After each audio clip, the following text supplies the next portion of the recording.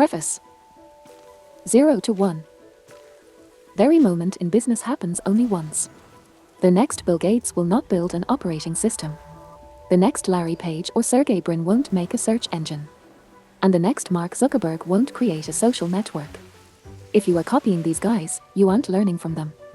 Of course, it's easier to copy a model than to make something new. Doing what we already know how to do takes the world from 1 to n, adding more of something familiar. But every time we create something new, we go from 0 to 1.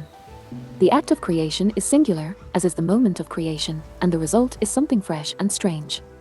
Unless they invest in the difficult task of creating new things, American companies will fail in the future no matter how big their profits remain today. What happens when we've gained everything to be had from fine-tuning the old lines of business that we've inherited? Unlikely as it sounds, the answer threatens to be far worse than the crisis of 2008. Today's best practices lead to dead ends. The best paths are new and untried. In a world of gigantic administrative bureaucracies, both public and private, searching for a new path might seem like hoping for a miracle. Actually, if American business is going to succeed, we are going to need hundreds, or even thousands, of miracles. This would be depressing, but for one crucial fact: humans are distinguished from other species by our ability to work miracles. We call these miracles technology. Technology is miraculous because it allows us to do more with less, ratcheting up our fundamental capabilities to a higher level. Other animals are instinctively driven to build things like dams or honeycombs, but we are the only ones that can invent new things and better ways of making them. Humans don't decide what to build by making choices from some cosmic catalogue of options given in advance. Instead, by creating new technologies, we rewrite the plan of the world. These are the kind of elementary truths we teach to second graders, but they are easy to forget in a world where so much of what we do is repeat what has been done before. 0 to 1 is about how to build companies that create new things. It draws on everything I've learned directly as a co-founder of PayPal and Palantir, and then an investor in hundreds of startups, including Facebook and SpaceX. But while I have noticed many patterns, and I relate them here, this book offers no formula for success. The paradox of teaching entrepreneurship is that such a formula necessarily cannot exist, because every innovation is new and unique. No authority can prescribe in concrete terms how to be innovative. Indeed, the single most powerful pattern I have noticed is that successful people find value in unexpected places, and they do this by thinking about business from first principles instead of formulas. This book stems from a course about startups that I taught at Stanford in 2012. College students can become extremely skilled at a few specialties, but many never learn what to do with those skills in the wider world. My primary goal in teaching the class was to help my students see beyond the tracks laid down by academic specialties to the broader future that is theirs to create. One of those students, Blake Masters, took detailed class notes, which circulated far beyond the campus, and in 0 to 1 I have worked with him to revise the notes for a wider audience. There's no reason why the future should happen only at Stanford, or in college, or in Silicon Valley. 1. The challenge of the future. Whenever I interview someone for a job, I like to ask this question: what important truth do very few people agree with you on? This question sounds easy because it's straightforward. Actually, it's very hard to answer. It's intellectually difficult because the knowledge that everyone is taught in school is by definition agreed upon.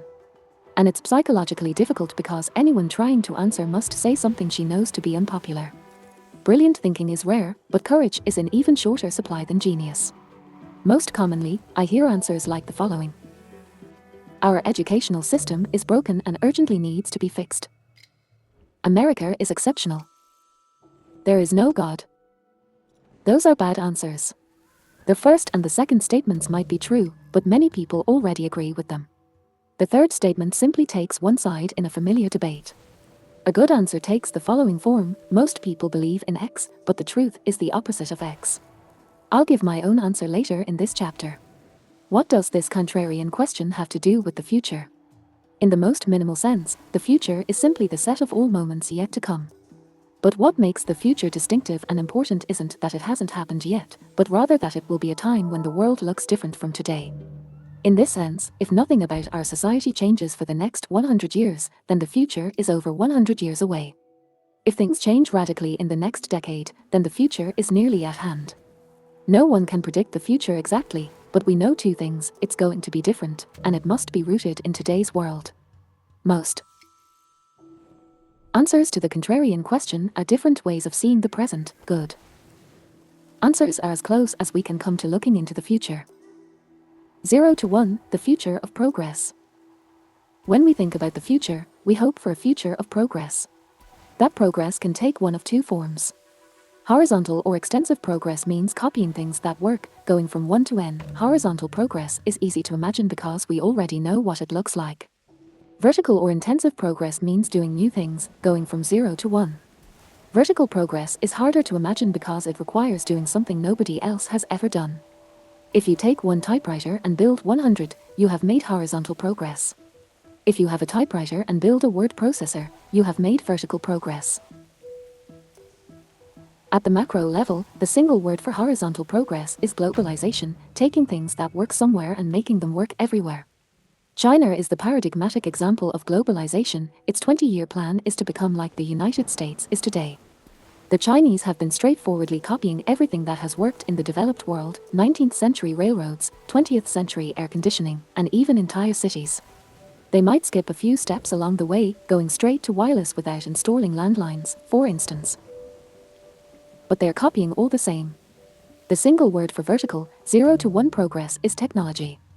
The rapid progress of information technology in recent decades has made Silicon Valley the capital of technology in general.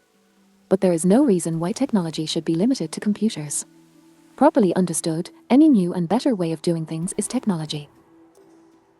Because globalization and technology are different modes of progress, it's possible to have both, either, or neither at the same time. For example, 1815 to 1914 was a period of both rapid technological development and rapid globalization. Between the First World War and Kissinger's trip to reopen relations with China in 1971, there was rapid technological development, but not much globalization. Since 1971, we have seen rapid globalization along with limited technological development, mostly confined to IT. This age of globalization has made it easy to imagine that the decades ahead will bring more convergence and more sameness. Even our everyday language suggests we believe in a kind of technological end of history. The division of the world into the so-called developed and developing nations implies that their developed world has already achieved the achievable, and that poorer nations just need to catch up. But I don't think that's true. My own answer to the contrarian question is that most people think the future of the world will be defined by globalization, but the truth is that technology matters more. Without technological change, if China doubles its energy production over the next 2 decades, it will also double its air pollution. If every one of India's hundreds of millions of households were to live the way Americans already do, using only today's tools, the result would be environmentally catastrophic. Spreading old ways to create wealth around the world will result in devastation, not riches. In a world of scarce resources, globalization without new technology is unsustainable. New technology has never been an automatic feature of history. Our ancestors lived in static, zero-sum societies where success meant seizing things from others.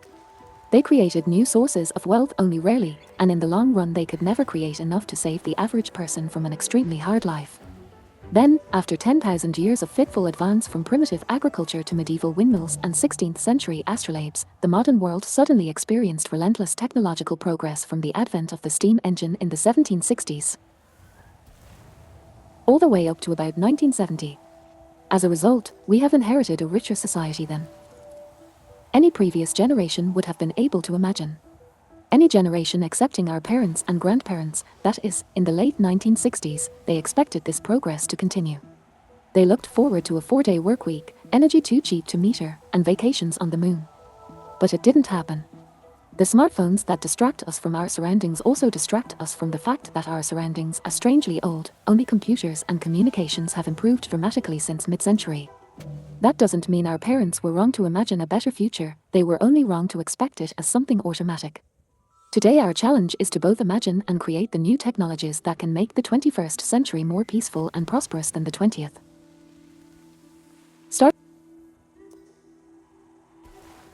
Startup thinking. New technology tends to come from new ventures, startups. From the founding fathers in politics to the Royal Society in science to Fairchild Semiconductors, Traitorous 8, in business, small groups of people bound together by a sense of mission have changed the world for the better. The easiest explanation for this is negative. It's hard to develop new things in big organizations, and it's even harder to do it by yourself. Bureaucratic hierarchies move slowly, and entrenched interests shy away from risk. In the most dysfunctional organizations, signaling that work is being done becomes a better strategy for career advancement than actually doing work. If this describes your company, you should quit now. At the other extreme, a lone genius might create a classic work of art or literature, but he could never create an entire industry. Startups operate on the principle that you need to work with other people to get stuff done, but you also need to stay small enough so that you actually can.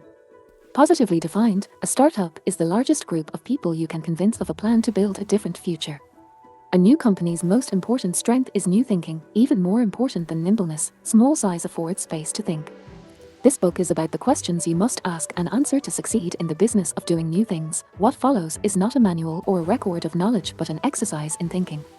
Because that is what a startup has to do: question received ideas and rethink business from scratch.